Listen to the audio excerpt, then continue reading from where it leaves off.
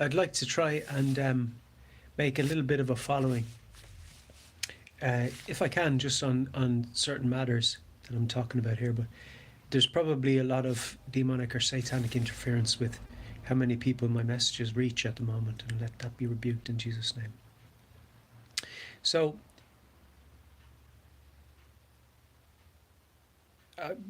because oftentimes when I go to upload these videos after I record them live, I have to change them to public.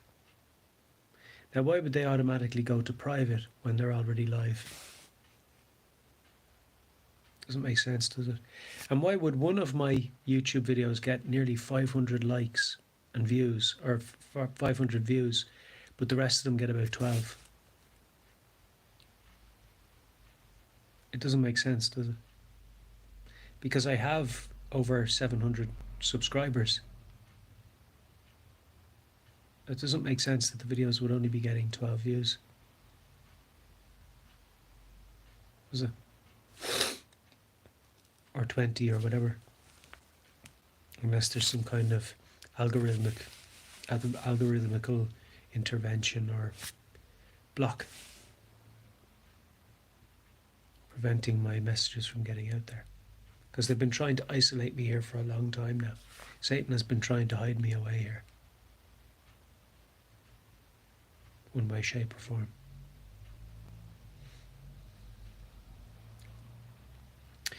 So, he's been trying to hide me away here and not give me my rightful income. Like this, I don't get the 60 euros rent allowance that everybody else is getting. For 3 years now. I've been wrongfully imprisoned for a year, or for a month, and no compensation. It was ruled by the High Court that I was wrongfully imprisoned. No compensation was given by Miss Justice Siobhan Phelan of the High Court, after she ruled that I'd been imprisoned wrongfully for a month, strip cell for 1 night, 2 weeks in quarantine, 2 weeks on a cell block for the vulnerable. Lads are heavily medicated, and they tried to psychologically assess me. And they were persistent. I had to tell them I do not want their services, I do not need their services, I do not want to converse with them. And then they tried one day to come along and have a conversation with me outside the door, with a woman taking notes out of sight, after I told them I don't want to talk to them. I told them, you don't have my permission, I don't want to talk to you.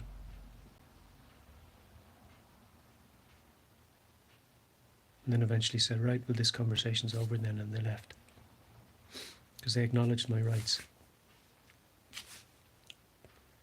But, like, they've tried everything against me. They told me I couldn't speak for 2 years in Wexford Town under threat of imprisonment. And then all of this went before the High Court. They said, this man has done nothing wrong. These were unlawful.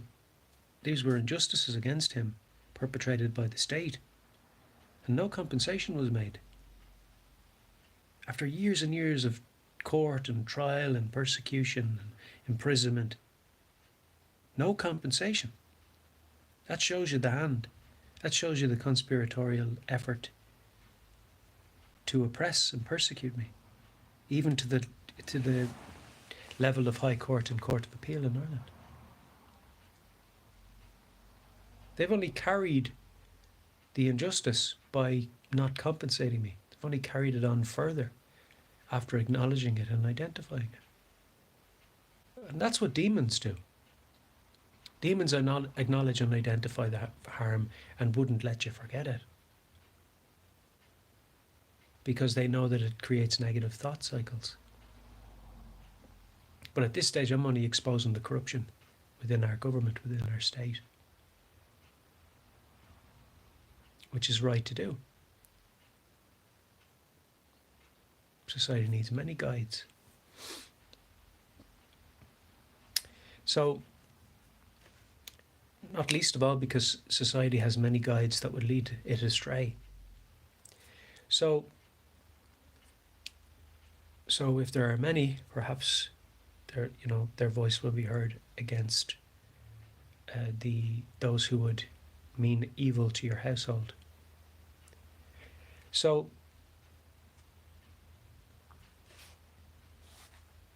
the point is that injustices were perpetrated against me, I've been isolated, persecuted, denied my rightful income, even though I'm on the dole. For 3 years, I've applied for hundreds of jobs in Wexford Town. Only when I became injured did jobs show up. Only when I was homeless did jobs show up. And the rest of the time when I'm in a house looking for a job, there's no jobs. But when you're injured and homeless, we'll find you a job. Do you know what I mean? You're only messing with me around. So, and when I was homeless, I did work the job. I worked it to the point of injury. And actually, when I started the job, I had a tear in my side. So I was working with an injury for 14 hours a day at times. So you're not looking at a lazy man who's unwilling to work. I worked with an injury to my own detriment. It's not worth it. You shouldn't be in work if you're not fit to work. And the government are duty bound to protect you, to ensure that you have your social welfare in one or the other category, but they can't just stop your payment. They have to keep paying you.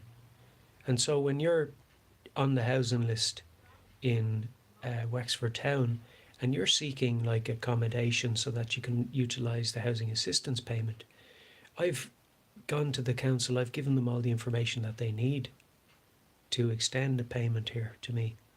And they said they were going to do it. Then they started passing my file around from one person to the next, and eventually they said, we're not giving you the money. After leading me along the path, telling me you're going to get it, you're going to get it, you're going to get it, they didn't give it to me.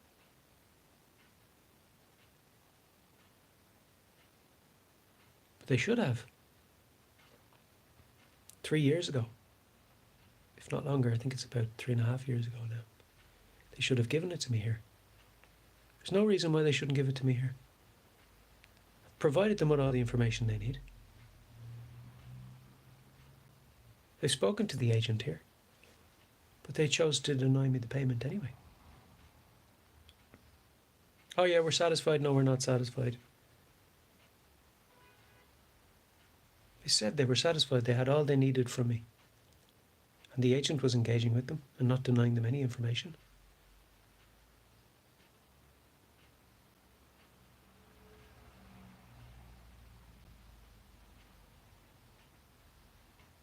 So they literally have me living €60 less than everybody else in society a week.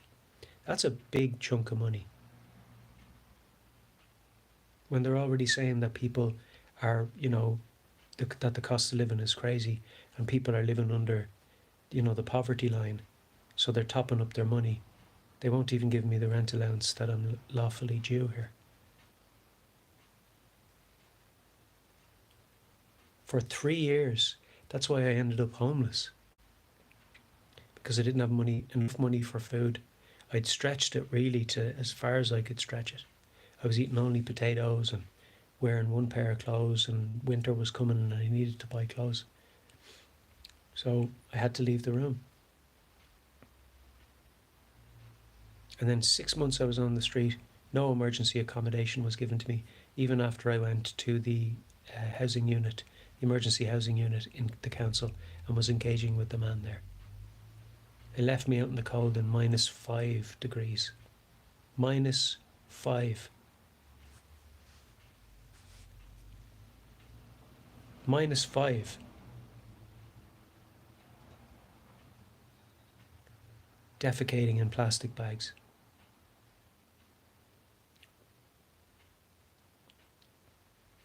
That's the best that Wexford could dish up.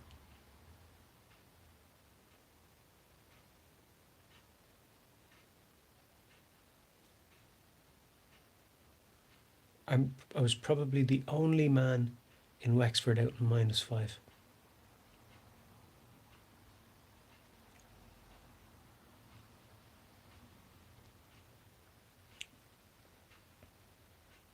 They couldn't find somewhere for me to go. Oh, you can go up to Osnam House there. I can go up to Osnam House. You mean along with all the junkies who are doing drugs down there? Smoking marijuana, filling the rooms full of smoke. I went there one night and I vowed I would not go back. Well, vowed. I didn't vow, but I declared that I would not go back there. Because I will not put myself in the direct line of fire surrounding myself with Class A drugs and marijuana. And I'm not exaggerating when I say they turned the place into a hotbox. They're all smoking spliffs out in the little smoking area, but the smoking area is central, so that all the windows are open and the smoke's just wafting through the corridors. It's like a hotbox. I'm not exaggerating. Myself and another man were there in the room for a one night only stay, and we both noted the degree of hash smoke in the place. So my choice was -5 degrees or Class A drugs and marijuana, passive smoking in Osnam House, which obviously hasn't been policed and managed properly.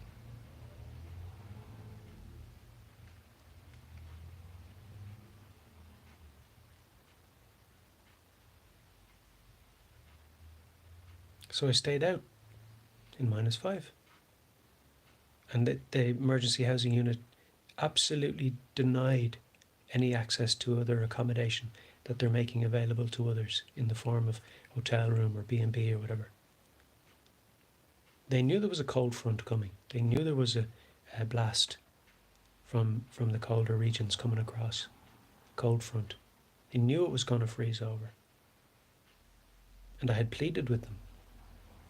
They said, all we have for you is Osnam House.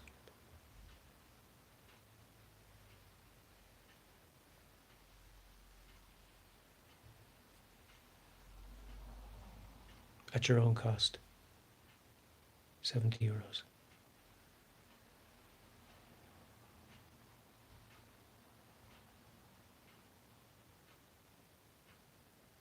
So you've wait a minute, you've guys on the dole that you're charging a further €70 to, even though people who are on the dole who have a house get contributed €70.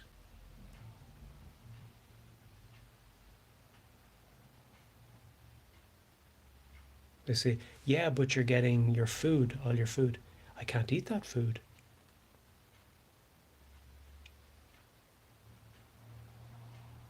And they did suggest that I don't pay for the food eventually, after weeks and weeks, maybe months, that I look after my own food. After months now. That's how corrupt they are. You see, they let the damage accrue and then they pretend like they were the solution. They let the harm accumulate and then they step in when they know that you're already just on the precipice of, just on the edge of harm. Then they come in. When the harm's done, they arrive with the solution. You know what I mean? That's just to save face after they've done the dirty deed.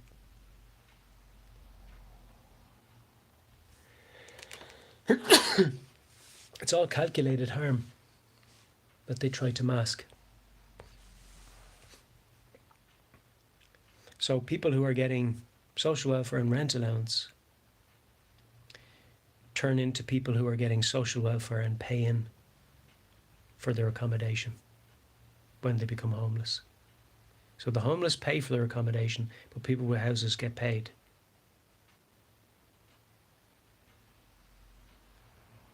Talk about leveraging somebody's disadvantage to enrich yourself.